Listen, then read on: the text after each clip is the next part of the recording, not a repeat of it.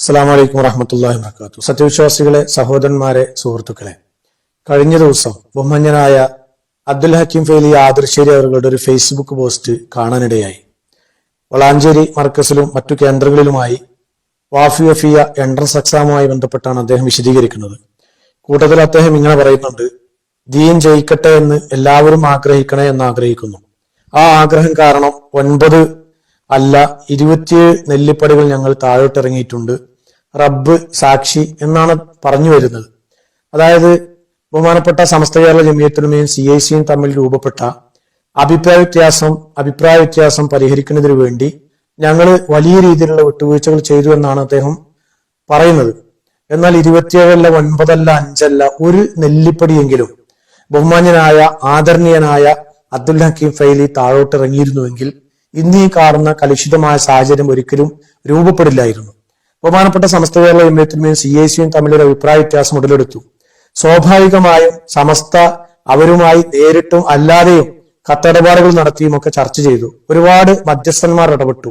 കേരളത്തിലെ ഏറ്റവും സമുന്നതരായ നേതാക്കളായിട്ടുള്ള സയ്യിദുൽ ഉലമ ജിഫ്രി മുത്തുക്കോയ അടക്കമുള്ള സമസ്തയുടെ 8 അംഗ സമിതി, ബഹുമാനപ്പെട്ട സയ്യിദ് സ്വാദിഖ് അലി ശിഹാബ് തങ്ങൾ, മുസ്ലിം ലീഗിന്റെ നേതാവായിട്ടുള്ള PK കുഞ്ഞാലിക്കുട്ടി സാഹിബ് അടക്കമുള്ളവർ യോഗം ചേർന്നുകൊണ്ട് ഈ പ്രശ്ന പരിഹാരത്തിന് വേണ്ടി 9 നിർദ്ദേശങ്ങൾ അടങ്ങുന്ന ഒരു ഫോർമുല രൂപീകരിച്ചു. ഇങ്ങനെ വിശാലമായ അർത്ഥത്തിൽ ചർച്ചകളും മധ്യസ്ഥ ശ്രമങ്ങളും കത്തടപാടുകളും ഒക്കെ നടത്തി പരിഹരിക്കാൻ കഴിയാതെ മുന്നോട്ട് പോവുകയാണ് CIC. അല്ലാതെ ഒരു ദിവസം നേരം വെളുത്ത് വൈകുന്നേരം ആകുമ്പോൾ CIC-യുമായുള്ള ബന്ധം വിച്ഛേദിക്കുന്ന ഒരു നിലപാടല്ല ബഹുമാനപ്പെട്ട സമസ്ത കേരള ജമിയത്തുലമ കൈക്കൊണ്ടത്. അവസാനം 2023 അവസാന സമയത്ത് ഈ 9 നിർദ്ദേശങ്ങൾ അടങ്ങുന്ന ഫോർമുല CIC-ക്ക് ബഹുമാനപ്പെട്ട മധ്യസ്ഥന്മാർ കൈമാറി. അവർ തിരിച്ചു സമസ്തക്ക് കത്ത് നൽകി. ഇതൊക്കെ പരിഹരിച്ചു, ഞങ്ങളതെല്ലാം അംഗീകരിച്ചു, സമസ്തയുടെ എല്ലാ നിർദ്ദേശങ്ങളും പൂർണ്ണമായി ഞങ്ങൾ അംഗീകരിച്ചു. ആ കത്ത് പ്രചരിപ്പിച്ചുകൊണ്ടാണ് ഇപ്പോഴും നമ്മുടെ പ്രിയപ്പെട്ട വാഫി സുഹൃത്തുക്കൾ സോഷ്യൽ മീഡിയകളിലൂടെ പ്രചരിപ്പിക്കുന്നത്.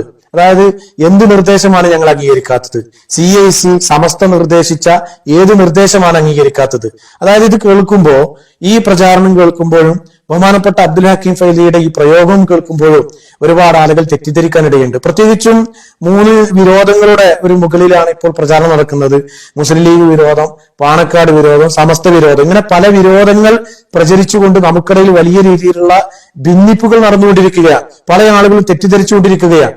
അപ്പോ അതുകൊണ്ട് തന്നെ നമ്മളിവിടെ മനസ്സിലാക്കേണ്ടത്, ബഹുമാനപ്പെട്ട സമസ്ത കേരള ജമിയത്തുലമ അവർക്ക് കൊടുത്ത, സമസ്ത കേരള ജമിയത്തുലമ എന്ന് പറഞ്ഞാൽ ബഹുമാനപ്പെട്ട മുസ്ലിം ലീഗിന്റെ നേതാക്കളും കൂടിയെടുത്ത ആ 9 നിർദ്ദേശം നൽകുന്ന ആ ഒരു കത്തും CIC സമസ്തക്ക് തിരിച്ചു നൽകിയ കത്തും പരിശോധിക്കാൻ ആർക്കെങ്കിലും അവസരം ഉണ്ടായാൽ അതിനവസരം, കാരണം ഇതില് ഡൗട്ടും അതുപോലെ തന്നെ സംശയമുള്ളവർ അത് പരിശോധിക്കണം.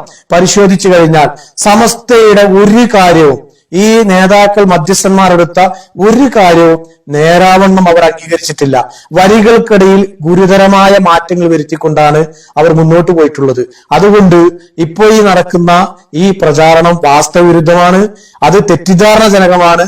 മുസ്ലിം ലീഗിന്റെ പ്രവർത്തകർ ഒരിക്കലും ഈ വിഷയത്തിൽ ലീഗ് വിരോധമില്ല, പാണക്കാട് വിരോധമില്ല, അല്ലെങ്കിൽ മറ്റൊരു വിരോധമില്ല. പിന്നെ സ്വാഭാവികമായും 2 പക്ഷത്തും കൂട്ടിമുട്ടുമ്പോൾ ഉണ്ടാകുന്ന ചില ആളുകളുടെ അതിർവിട്ട പ്രയോഗങ്ങളും പ്രചാരണങ്ങളും ഒക്കെ ഉണ്ടാകും.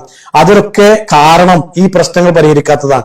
ഈ പ്രശ്നങ്ങൾ പരിഹരിച്ചാൽ എല്ലാം അവസാനിക്കും. അതുകൊണ്ട് ബഹുമാനപ്പെട്ട അബ്ദുൽ ഹക്കീം ഫൈലി അവരുകളോട് വളരെ വിനീതമായി അഭ്യർത്ഥിക്കാനുള്ളത്, സമസ്ത കേരള ജമിയത്തുലമയും മുസ്ലിം ലീഗ് നേതാക്കളും കൂടിയെടുത്ത ആ ഒരു തീരുമാനം CIC-യുടെ സെനറ്റിൽ അംഗീകരിച്ച് അത് രേഖാമൂലം ബഹുമാനപ്പെട്ട സമസ്ത കേരള ജമിയത്തുലമക്ക് അതിൽ ഒരു വരികൾക്കിടയിൽ യാതൊരു മാറ്റത്തിരത്തിലും വരുത്താതെ നിങ്ങളത് നൽകിയ ബഹുമാനപ്പെട്ട സമസ്ത കേരള ജമിയത്തുലമ അത് അംഗീകരിക്കുകയും നിലവിലുള്ള പ്രശ്നങ്ങൾ അവസാനിക്കുകയും വാഫി വഫിയ ബഹുമാനപ്പെട്ട സമസ്ത കേരള ജമിയത്തുലമയുടെ ഉപദേശ നിർദ്ദേശങ്ങൾക്കനുസരിച്ച് പോകുന്ന പഴയകാല പ്രതാപത്തോടു കൂടി പോകുന്ന ഒരു കാഴ്ച നമുക്ക് കാണാൻ കഴിയും. അള്ളാഹു അനുഗ്രഹിക്കട്ടെ. അസ്സലാമു അലൈക്കും വറഹ്മത്തുള്ളാഹി വബറകാതുഹു.